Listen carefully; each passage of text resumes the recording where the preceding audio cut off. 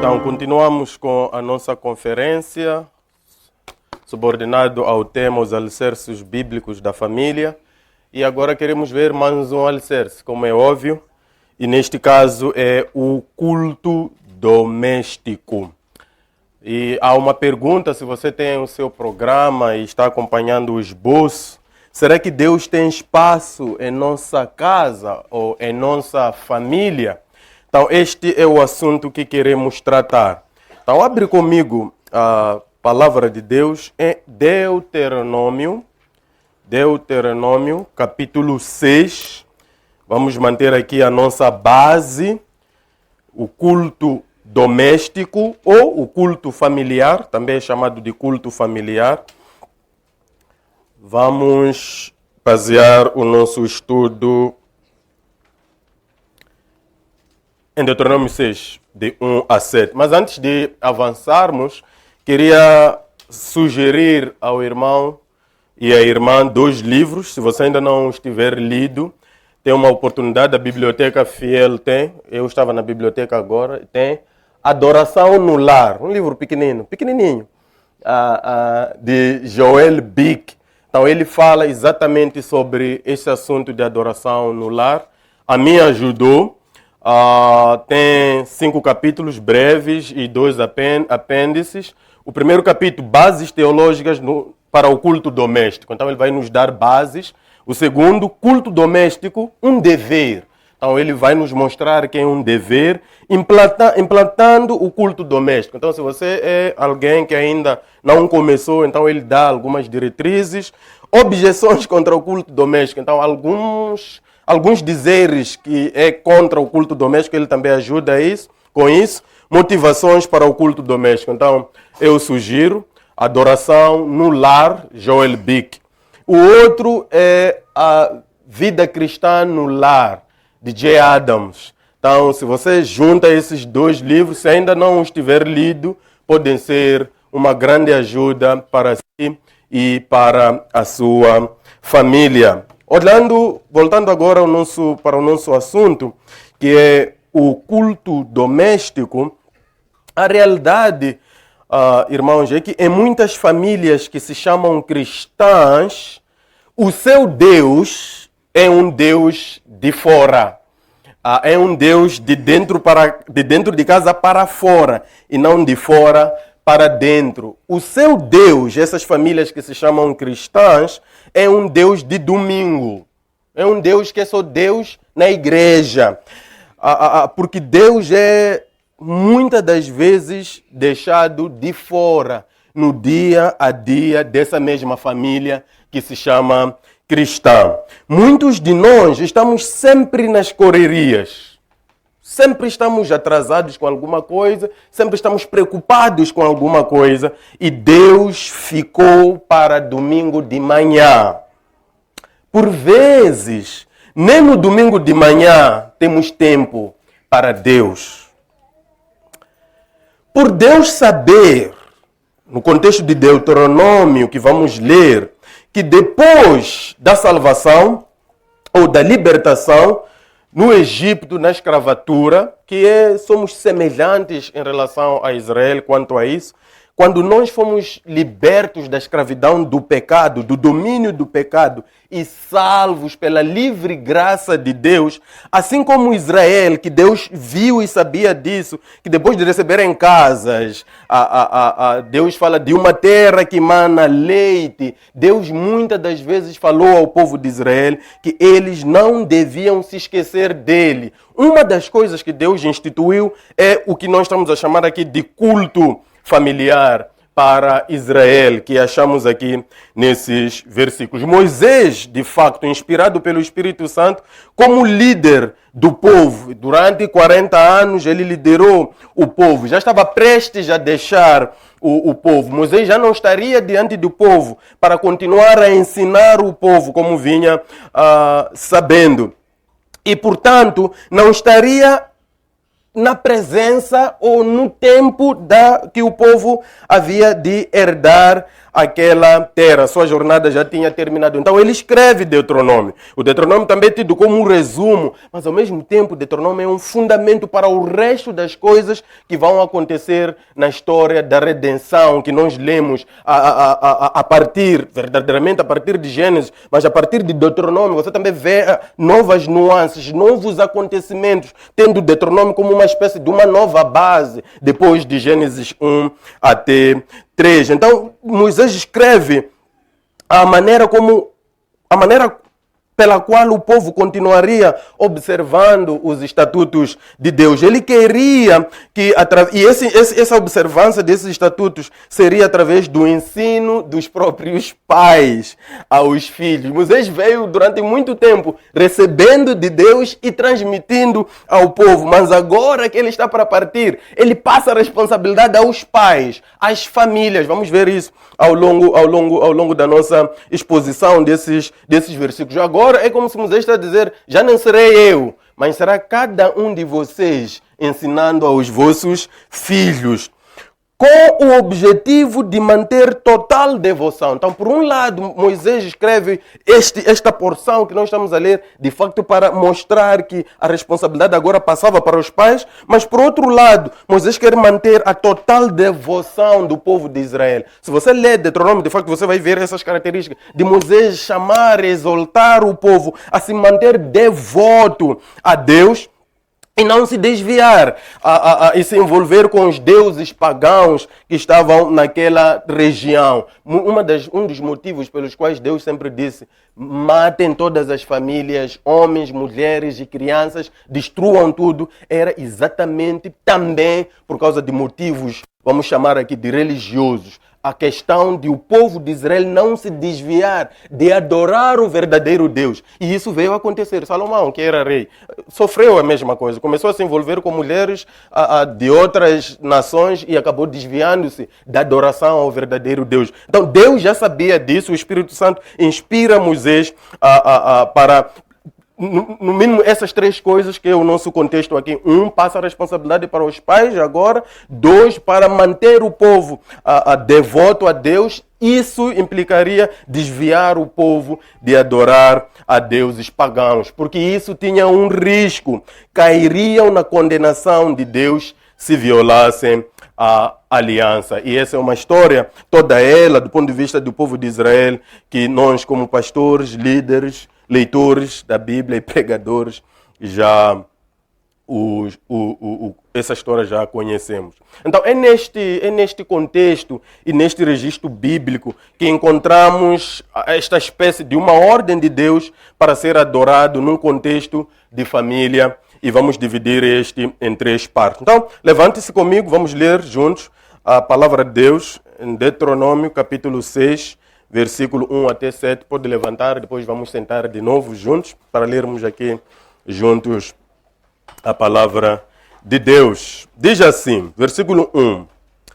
Estes, pois, são os mandamentos, os estatutos e os juízos que mandou o Senhor, teu Deus, se te ensinassem, para que os cumprisse na terra a que passas para possuir, para que temas ao Senhor, teu Deus, e guardes todos os seus estatutos e mandamentos que eu te ordeno, tu e teu filho, e o filho de teu filho, todos os dias da tua vida, e que teus dias sejam prolongados. Ouve, pois, ó Israel, e atenta em os cumprires, para que bem te suceda, e muito te multipliques na terra que mana leite e mel, como te disse o Senhor, Deus de teus pais. Ouve, Israel, o Senhor, nosso Deus, é o único Deus, o único Senhor. Amarás, pois, o Senhor, teu Deus, de todo o teu coração, de toda a tua alma e de toda a tua força. Estas palavras que hoje te ordeno estarão no teu coração. Tu as inculcarás a teus filhos e delas falarás assentado em tua casa e andando pelo caminho e ao deitar-te e ao levantar-te. Senhor, pedimos a sua graça.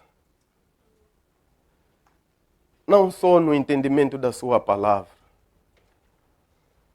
mas que o Senhor abra os nossos corações, por favor, para que cada um de nós veja a importância do culto doméstico. E que o Senhor mesmo não só nos faça entender isso, também nos ajude na nossa fraqueza a implementar o culto. Mas também encoraja aqueles que já estão implementando. Glorifica o teu nome, Deus, na vida de cada um de nós. Edifique a sua igreja, ó Pai, e fortaleça os nossos relacionamentos. E que use o culto como instrumento. Ajuda-nos enquanto meditamos nesse texto.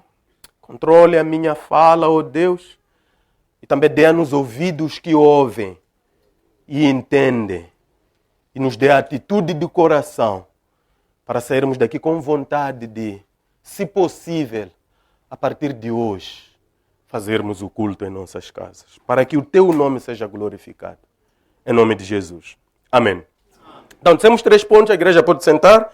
Temos 3 pontos. O primeiro, portanto, está no versículo 1, 6 e 7. Na verdade, 6 e 7 sempre vão ser mencionados. Então, o primeiro ponto é: o culto doméstico é um mandamento do Senhor Deus. Então, quando nós olhamos para esses versículos, vemos que Deus é quem está a mandar que, de facto, em nossas casas, em nossas famílias, haja o culto familiar. Então, Deus é quem ordena e Deus é quem o estabelece de alguma maneira, se não de todas, na verdade.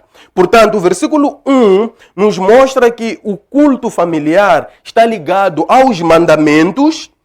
Estes, pois, são os mandamentos, diz o versículo 1, aos estatutos e aos juízos que Deus mandou. Então, tudo isso está no contexto de que esses são elementos que Deus mandou. É interessante essa questão de que Deus ordena, conforme o versículo 1, que Israel, o povo de Israel, observasse os estatutos, os juízos, os mandamentos. Então Deus manda que se cumprisse esses mandamentos na terra que o povo passaria a possuir.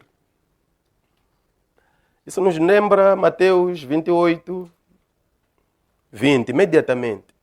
E de ensinai a todas as nações a guardar todas as coisas que vos tenho mandado, que vos tenho ordenado, dependendo da sua versão. Então você lê o versículo 1, imediatamente você lembra que Jesus disse a mesma coisa. Então é algo fundamental. O povo de Israel, já salvo, agora para gozar e aproveitar e usufruir da liberdade da escravidão com que foi liberto, Deus diz: observem os estatutos, os mandamentos e os juízos que eu vos dou. Jesus, por sua vez, depois de completar a obra, ao despedir os discípulos, vão e ensinem agora a todas as nações. Mais do que o contexto de Israel, agora todas as nações vão e ensinem a guardar os mandamentos ou aquilo que eu vos ordenei. Ensinem as outras pessoas. Vamos voltar para Mateus 28, 20 daqui a pouco. Mas o ponto aqui, o primeiro aspecto aqui é que é um mandamento do Senhor.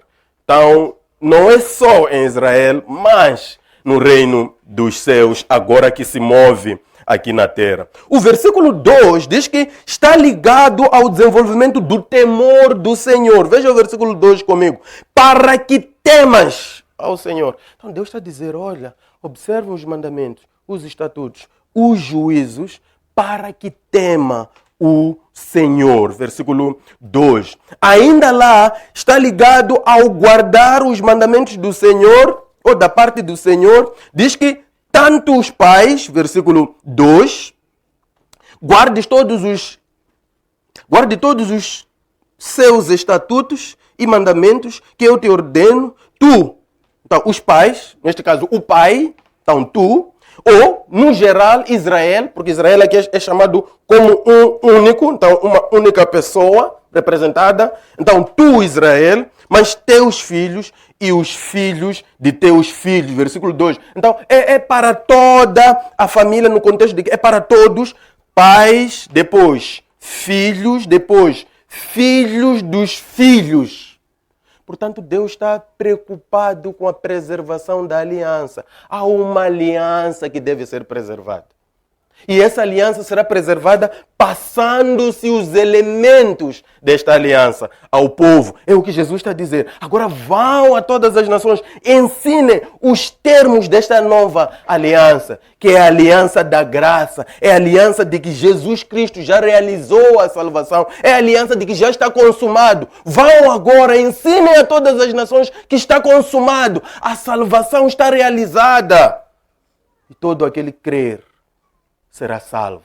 Não por causa do que a pessoa fazer ou fizer, mas por causa do que eu, Jesus Cristo, fiz na cruz. Então, vão agora, anunciem que está consumada a salvação. Portanto, está baseado na graça de Deus e não nos méritos do homem. Então, a preservação desta aliança, da graça, que já está estabelecida, é da responsabilidade dos pais para com os seus filhos, os filhos dos seus filhos. Veja a última parte do versículo 2. Todos os dias da tua vida. E que teus dias sejam prolongados. Todos os dias da sua vida. Diz a palavra do Senhor. Mas o versículo 4 também nos mostra que o culto familiar ou doméstico está ligado ao fato de Deus ser o que Ele é. Versículo 4. Ouve, Israel, o Senhor nosso Deus é o único Deus. O culto tem que acontecer porque Deus é o único Deus. O grande eu sou.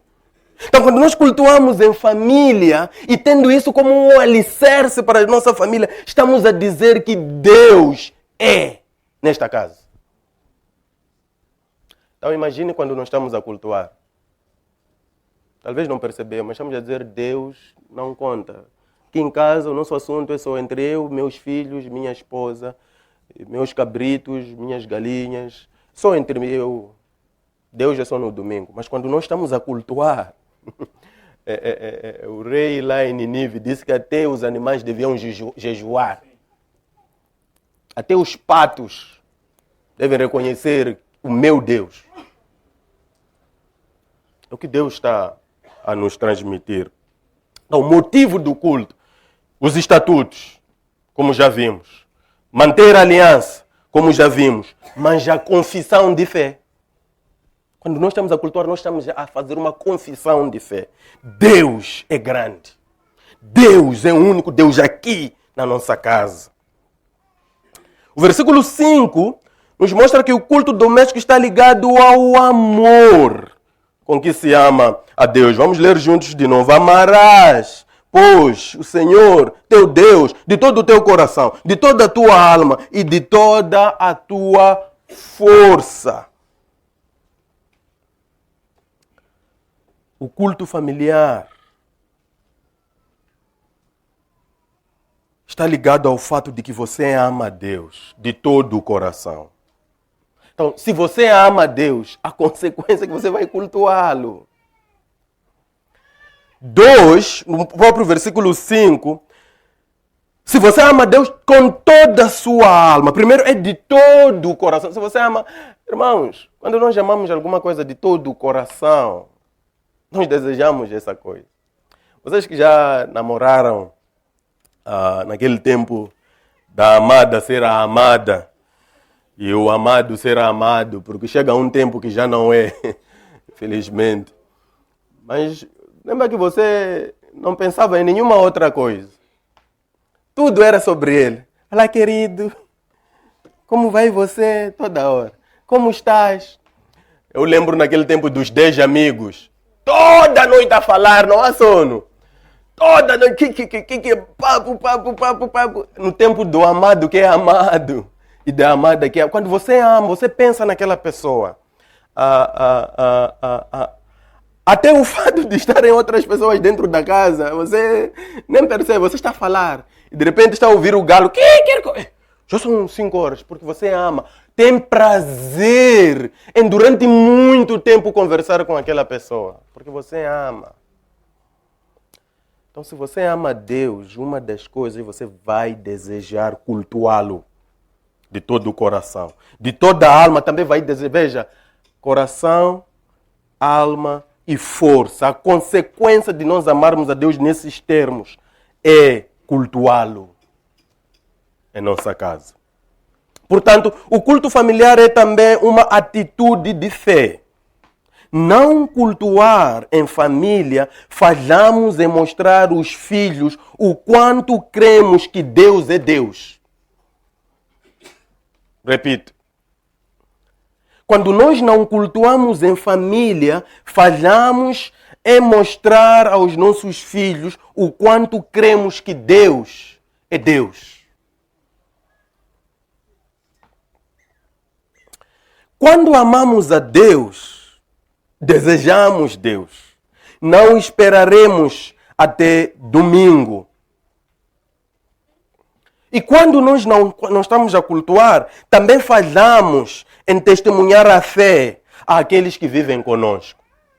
Não há uma transmissão da fé para aqueles com quem nós vivemos. Quando amamos a Deus, desejamos que as pessoas que amamos também amem ao Deus que nós amamos.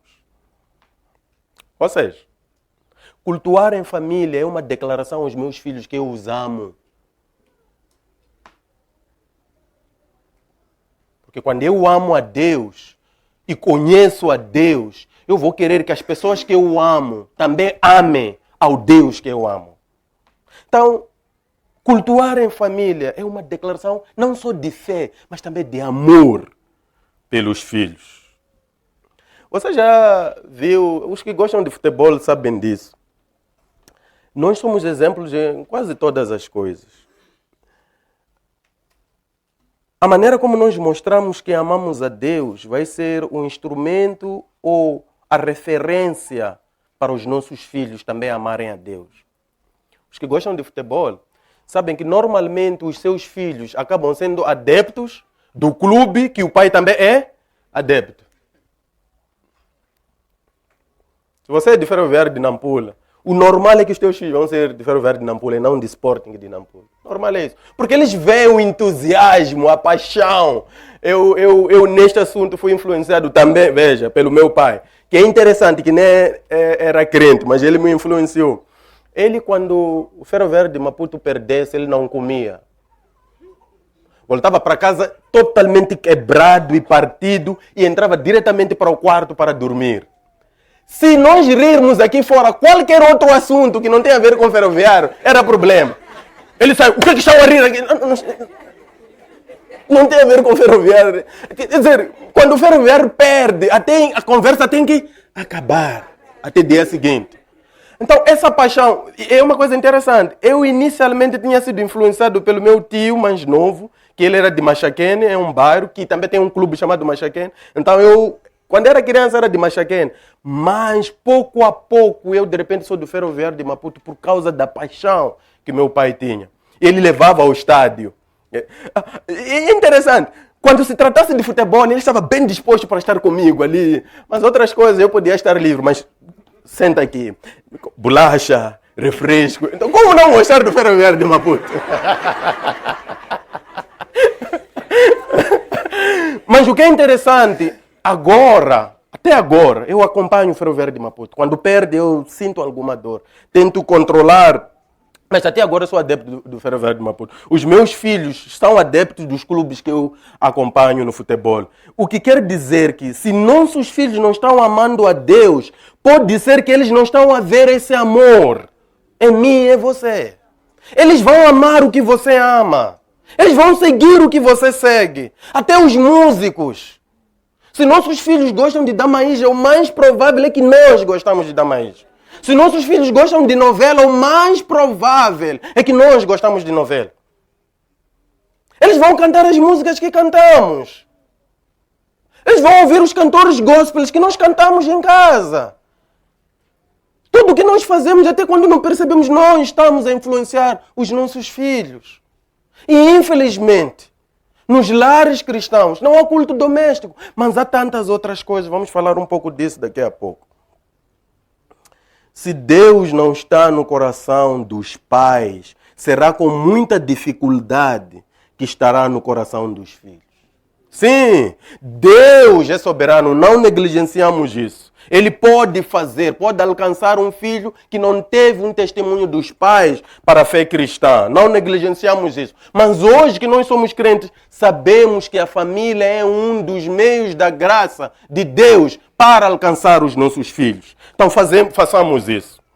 É por isso Deus, se você olha o versículo 6, ele requer o primeiro coração dos pais. Estas palavras que hoje te ordeno estarão no teu coração.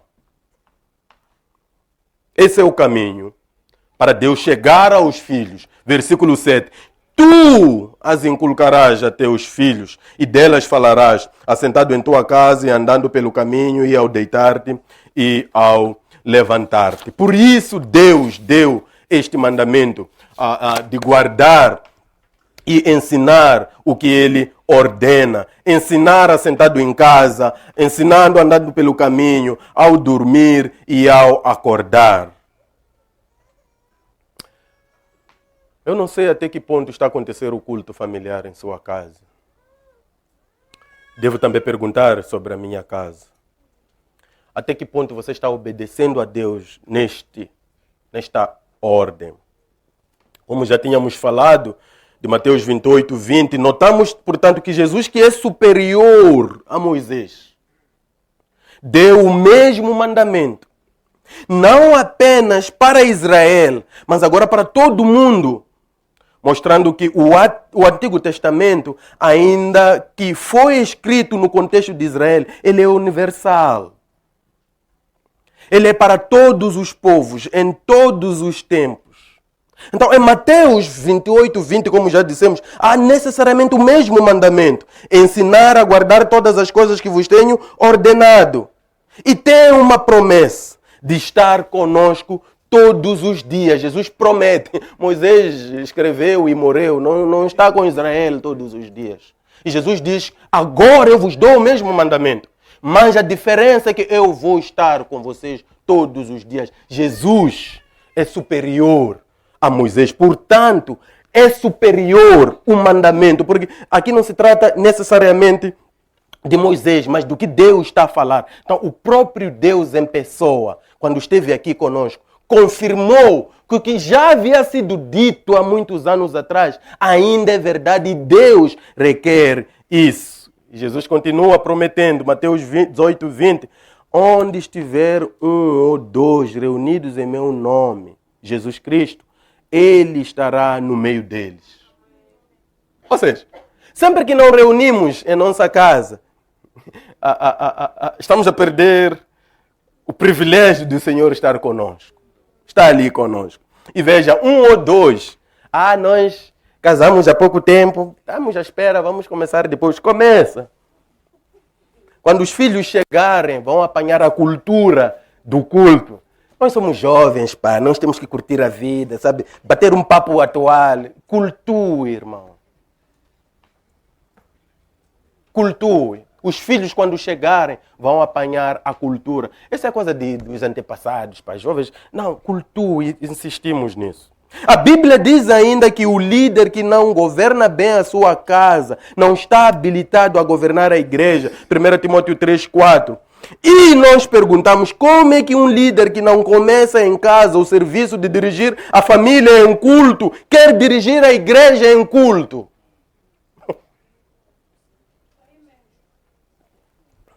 Como é que um homem que não está ensinando a sua família a guardar tudo que Jesus ordenou vai ensinar a igreja?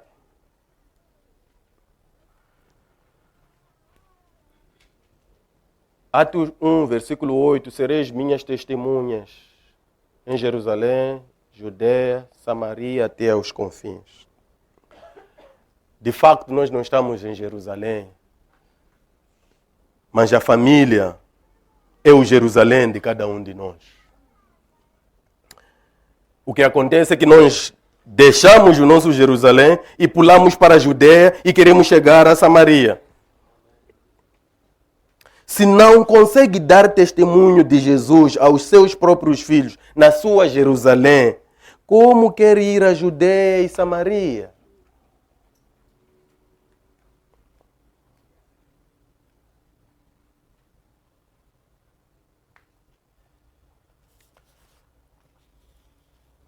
Dois, o culto doméstico é também responsabilidade dos pais e é para todos os membros da família. Já lemos esses versículos, poderemos voltar a eles quando for necessário. Já vimos o versículo 2 nos mostrando que os pais para com os filhos até as próximas gerações. Então aqui, uma das lições breves que tiramos é que o pai não é apenas responsável pelo provimento físico para a família. E pai aqui depende do contexto. Talvez você é uma mãe solteira, então você também, no contexto de você, quem provê para a sua família, talvez é uma mãe solteira ou uma mãe viúva, mas você é a pessoa que está a prover. Então, não se preocupe apenas em prover o alimento ou o provimento físico. Também tem que prover o provimento espiritual para a sua casa, para os seus filhos. Porque da mesma forma que são os pais que preocupam-se com o que os filhos comerão ou vestirão, assim também os pais devem preocupar-se com o estado da alma dos seus filhos. Pois, que adianta estar de barriga cheia e ir para o inferno? Que adianta vestir bem? Nossos filhos vestem roupas de marca, né? Aquelas roupas da ponta, e depois ir para o inferno. Não vale mais passar fome e ir para o céu. Portanto, o mandamento é dado aos pais, versículo 2, versículo 7. Então, são eles que devem executar este mandamento. A responsabilidade, portanto, do ensino bíblico dos filhos ou aos filhos é inicialmente dos pais e não do professor da EBD. Muitas das vezes confiamos no professor da EBD para ensinar as escrituras aos nossos filhos. Eu diria, ainda que o professor da EBD não dê estudo bíblico aos meus filhos, eu não estou preocupado com isso. Até que isso é um programa da igreja. Eu estou a ensinar a Bíblia aos meus filhos em casa. É minha responsabilidade. Se o professor de EBD faltou, se está doente, se naquele dia por algum motivo atrasou, não houve estudo bíblico, não estou preocupado, porque eu sei que primeiro é minha responsabilidade ensinar os meus filhos a palavra de Deus. É mais realizado em casa, assentados, dormindo e acordando, como diz a palavra do Senhor, implicando que toda a família está envolvida. Terceiro ponto. O culto doméstico é base do bem-estar familiar. Versículo 2 e 3. Temos promessas de tudo ir bem na vida. Teus dias sejam prolongados. Versículo 2. Versículo 3. Para que bem te suceda e muito te multipliques na terra que mana leite e mel, como te disse o Senhor teu Deus. Para algumas famílias, a comida, as roupas, incluindo capulana do dia 7, sim, vamos ouvir confusão daqui a pouco, até dentro da igreja. Para algumas famílias, essas coisas é que são a base do bem-estar da família, a base da alegria. Se há capulana, naquele dia a esposa vai rir por a capulana. Quando não há, ou quando não há comida, ou quando não há roupas, a alegria desaparece. Porque a base do bem-estar é nessas coisas que perecem. Casa, carro, outros bens materiais. Para algumas famílias, essas é que são a fonte máxima de alegria. Mas quando lemos esses dois versículos, 2 e 3, vemos a outra coisa. É por isso que, em alguns casos, quando essas coisas não existem, há confusão na família. Em alguns casos, até chegam a divorciar-se. Casais que se divorciam por causa de coisas físicas. Por causa disso, muitas das vezes também ficamos ocupados procurando ganhar estas coisas, ao ponto de não termos tempo para o culto familiar. E por fim, Deus não tem espaço, ou não tem tido espaço em nossas famílias. Porque já que para nós a alegria da nossa família está baseada no que comemos e vestimos e nas coisas que possuímos, gastamos tempo procurando mais dinheiro e mais dinheiro. E esquecemos que a vida de um homem não consiste nos bens que ele possui, como disse Jesus em Lucas 12, versículo 15. Esquecemos que devemos buscar primeiro o reino dos céus e todas essas coisas nos serão acrescentadas. Não são necessariamente proibidas, mas elas não são prioridades, como disse também Jesus em Mateus 6, 33. Sim, de facto, essas coisas não são um pecado em si mesmo. Não estamos a dizer que ter carro, ter casa, ter os mimos que a família pode ter é necessariamente pecado. Não é isso que estamos a declarar. Mas se tornam a base do bem-estar da família ao ponto de tirar o tempo que a família deve ter em culto doméstico, isso que era para o nosso bem, se tornará para nós a nossa própria maldição e para os nossos filhos. A Bíblia ensina-nos que o bem-estar, que hoje já vimos nesses 2 versículos, da família cristã, necessariamente depende do quanto Deus é adorado, de quanto Deus é estabelecido como o centro da nossa família. Quando Deus é o centro da nossa família, sim, o bem-estar vai fluir a partir disso. Porque é aquele tempo que a família senta junto, aos pés do seu Pai do céu, para ouvi-lo mutuamente e encorajarem-se uns aos outros. Este livro, A Vida no Lar Cristão, uma das coisas que ele fala é que a diferença entre um lar cristão e um lar não cristão é que no lar cristão eles sabem como lidar com o pecado deles mesmos ali na família. Porque eu vou magoar a minha esposa, vou magoar os meus filhos. Os meus filhos vão magoar a mim. Por algum motivo, por algum assunto, eu vou ficar irritado, vou me descontrolar, vou fazer alguma coisa que de facto mostra que eu peco. E vai abater, ou desiludir, ou desapontar, ou a minha esposa, ou os meus filhos. Amanhã pode ser o meu filho para comigo.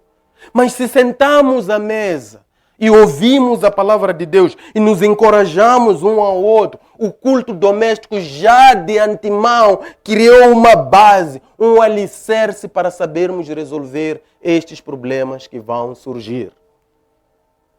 Então, um dos alicerces bíblicos da família é, sem dúvida, o culto. Note que quanto mais uma família ouve junto a palavra de Deus, mais unida e forte se torna. Quanto mais a família ouve junto a palavra de Deus, mais saberá lidar com os entendimentos familiares do dia a dia, entre o marido e esposa, entre mãe e filhos, pai e filhos, entre os irmãos uns aos outros. Há condições para, de facto, sabermos lidar com os problemas. De novo, pois o que adianta uma família ter carro e casa e bens de luxo, mas perder a paz, a confiança mútua, o amor e o perdão com que se perdoem uns aos outros? O que adianta eu não estar a investir no tempo para o culto, onde essas coisas serão estabelecidas, e eu correr para ganhar tantos bens para a minha família e depois perder as coisas essenciais da família? Paz, amor, respeito, perdão. Culto doméstico, irmãos, que promove a fé e o amor, e a Deus pode melhor dar um bem-estar que o dinheiro e as batatas e as carnes e as roupas de marca não podem garantir para uma família. Lembre-se que é melhor buscar o reino dos céus primeiro. Uma nota aos casais que vivem longe um do outro. Houve uma pergunta ontem que não desenvolvemos muito e hoje não teremos também tempo para desenvolver muito, mas uma nota breve. Há casais que vivem longe um do outro por causa do trabalho. querem aumentar a renda. É a tônica da modernidade. A vida está difícil. Então temos que arranjar outras maneiras. Ou talvez por causa do curso. Há casais que de repente decidem ficar longe um do outro porque a mulher tem que ir fazer o curso, principalmente. O normal é que quando volta essa esposa, há confusão. A maioria acabam se divorciando por vários motivos. Vocês são adultos. Entendem o que eu estou a dizer? Há casais que ficam longe um do outro por causa de machamba. Há casais que ficam longe um do outro por causa de tantos outros assuntos. Estamos desobedecendo as escrituras. Estamos comprometendo o culto familiar. Como é que eu todos os dias estou a ter culto familiar e dizer aos meus filhos que a família é importante e adorar a Deus é importante? Minha esposa não está aqui. Como é que estou a transmitir unidade? Como é que estou a transmitir valores familiares se o marido não está em casa? E somos cristãos. Não estou a falar a descrentes. Estou a falar aos cristãos. Não estou preocupado com os descrentes. Nós, os cristãos, perdemos o valor da família. Nós, os cristãos, fazemos a mesma coisa que os descrentes fazem. Já não nos importamos se estamos perto um do outro ou não. Deixaram pai e mãe e agora estão a deixar um ao outro. A Bíblia diz, deixem pai e mãe e se unem e se tornem uma carne. Gênesis 2:24. O que estamos a ver é que juramos no dia do casamento que vamos deixar pai e mãe, só que depois deixamos um ao outro e vivemos longe. Fazemos um remendo. Talvez no fim de semana vamos estar juntos. Talvez no fim do mês, quando sair salário, eu hei de tentar viajar para aí, agora não tenho dinheiro para vir aí. Estamos a minar a família cristã. E nos tornamos iguais a qualquer outra família, mesmo aquela que não é cristã. Não só invertemos o Gênesis 2:24, porque em vez de deixar só pai e mãe, depois também nos deixamos um ao outro, mas também 1 Coríntios 7:1-5. Não devem estar distantes um ao outro. Ali o contexto é do sexo, mas não é só a questão do sexo, como estávamos a tentar dizer ontem. É uma questão de vida, de companheirismo, de tempo e de transmissão de valores aos nossos filhos. De novo, tem a ver com o ministério e vai afetar diretamente o ministério. Se eu, como pastor, não estou, pastor, líder, pregador ou quem ensina, se eu mesmo não estou a mostrar que é importante minha esposa estar aqui e eu estar com ela juntos, como é que eu vou ensinar isso aos jovens? E como é que eu vou pregar a favor da família, da unidade do casal? E como eu vou ensinar sobre o culto familiar? Eu vou perguntar, pastor, sua esposa não está em casa, como é que você cultua familiarmente? Com os meus filhos. E a sua esposa? Então, aqui a questão é, como crentes, nós temos que ter atenção, o que de facto está nos atrapalhar. Os que são filhos têm a oportunidade também de influenciar. Pode haver alguma dificuldade nisso, mas tentem alguma influência. Algumas lições aqui conclusivas. Primeiro, o culto familiar é um mandamento de Deus. Por isso, não é opcional. Não é quando queremos. Não é quando dá ou quando posso. É regular e diário. Assentado à sua casa, andando pelo caminho, ao dormir e ao acordar. É frequente e regular. Não é opcional, não é quando eu quero, quando não quero, não é quando eu posso. Assentado em sua casa, lembra o Salmo 128 que lemos ontem. Bem-aventurado o homem que teme ao Senhor, porque assentado em sua casa, a sua esposa, como videiro, e os seus filhos em volta da sua mesa. Não é assentado em sua casa, sua esposa lá a fazer um curso e você com seus filhos. Assentado em sua casa, sua esposa lá no serviço, você com os seus filhos. Assentado em sua casa, sua esposa lá na machamba, você aqui com seus filhos. Não, assentado em sua casa, com sua esposa e seus filhos. Ainda que para isso tenhamos que comer sontrama. Verdura todos os dias. Mas estamos aqui como família. Oramos juntos, lemos juntas as Escrituras, nos desafiamos um ao outro e estamos a transmitir valores aos nossos filhos, aos filhos dos nossos filhos, aos filhos dos nossos filhos, estando juntos. 2. É uma responsabilidade paterna obrigatória dos pais para com os filhos. Portanto, é antes para os pais do que para os professores de EBD. É mais em casa do que na igreja. Nós estamos a dizer que a igreja não é importante. Nós estamos a dizer que no contexto bíblico, o culto é mais em casa do que na igreja. 3. O culto em casa é uma das maneiras de mantermos a devoção a Deus e não só render ações de graça a Deus. Ou seja, devoção e não só render ações de graça, mas também é o sítio onde mostramos temor. Na igreja, nós somos pessoas com temor, bem mesmo. Pessoas quando olham para nós, é lá em casa, onde de facto vai se ver até que ponto nós tememos a Deus. Nos nossos relacionamentos com nossos filhos, nossas esposas. A maneira como respondemos, a maneira como reagimos. Estamos obedecendo ao Senhor, é lá em casa. O amor ao Senhor é lá em casa. A obediência ao Senhor. Também a nossa fé no Senhor Jesus e a confiança na Bíblia e declarar o quanto Ele, ou a Bíblia também é o centro das nossas famílias, é no culto doméstico. Em casa é todo amém, amém, sempre. Na igreja é sempre amém, amém, amém. A falta do culto doméstico é tanto pecado quanto qualquer outro pecado. Porque é a negação direta da ordem direta de Deus. Quarta lição e última. Tanto a necessidade do culto quanto as dificuldades de realizar o culto, porque as temos tido, são prova do quanto necessitamos da graça de Deus. Então lembra-se disso.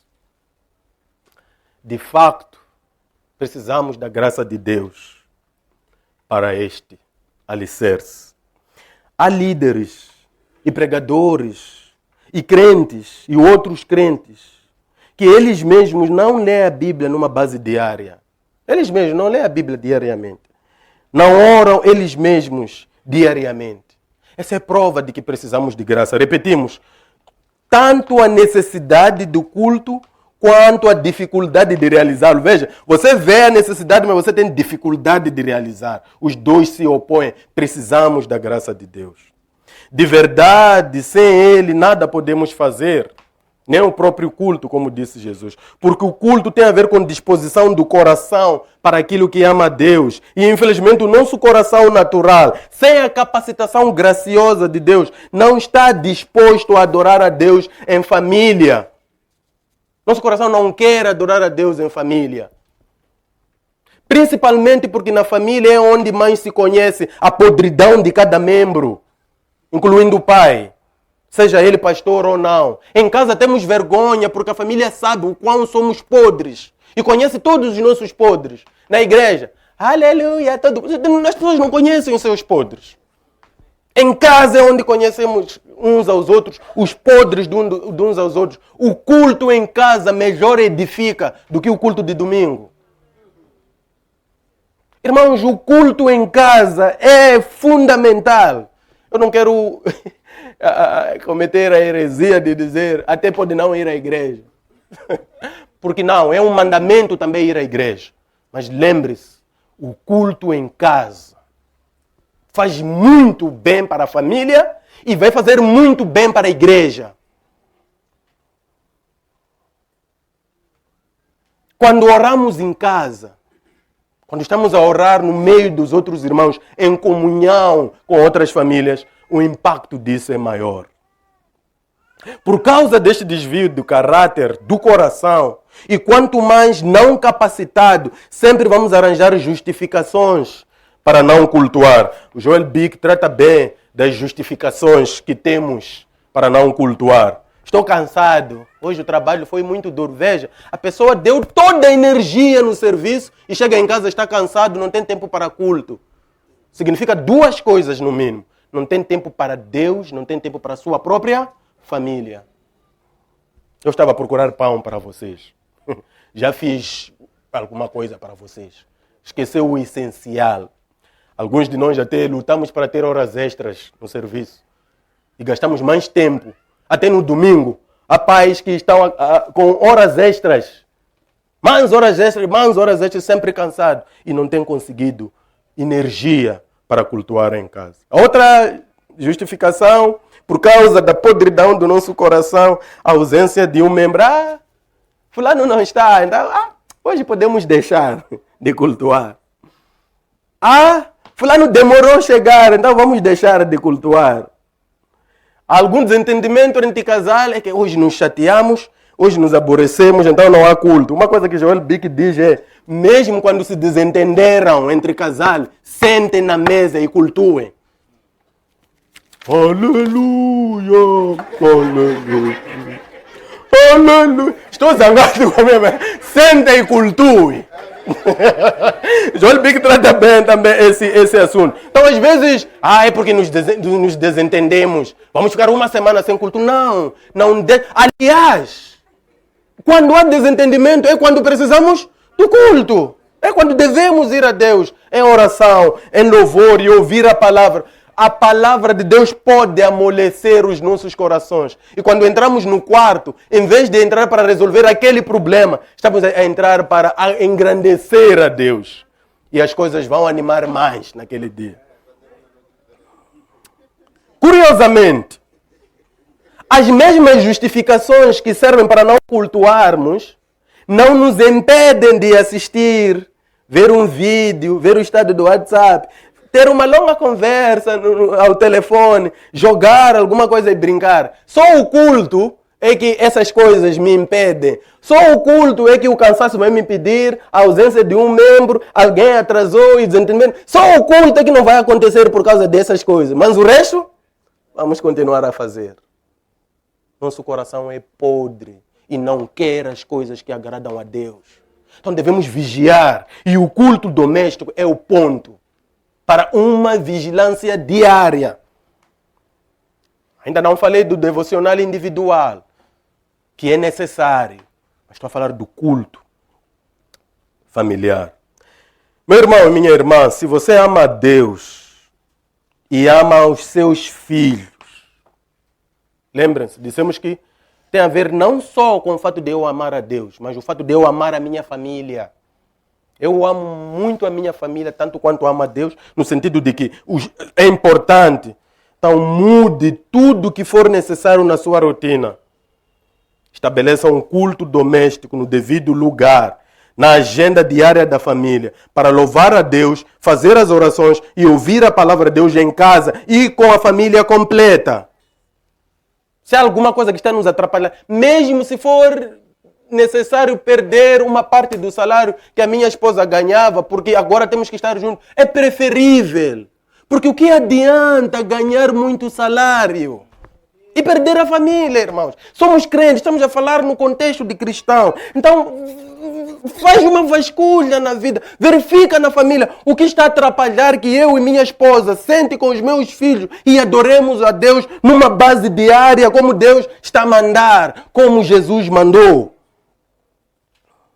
Não há nenhum bem permanente que você pode dar à sua família, além da comunhão pessoal com Deus de cada membro na sua família. Irmão, tudo isso que você está a lutar para garantir para a sua família, se você não está a dar comunhão à sua família, você não está a dar o maior bem que você podia dar. Lembra-se de Davi? Quando está para morrer, fala com seu filho Salomão. A palavra de Davi não é, meu filho, essas coisas eu conquistei com suor, com guerra, com sangue. Não, Davi não fala dos bens. Meu filho, tema o Senhor. Provavelmente Salomão terá visto que Davi temia o Senhor. Porque Davi, se Salomão não tivesse visto o pai temendo ao Senhor, não estamos a dizer que Davi é perfeito, sabemos dos pecados que ele cometeu, mas Davi teria sido um covarde, um fingido, se ao morrer dizer, tema ao Senhor. Se você nem temeu ao Senhor, como é que está a dizer a mim agora? Para nós, no berço, ao morrer, olhar para o nosso filho e nossa filha, dizer, filha, tema ao Senhor. Temos que investir tempo antes do leito da morte.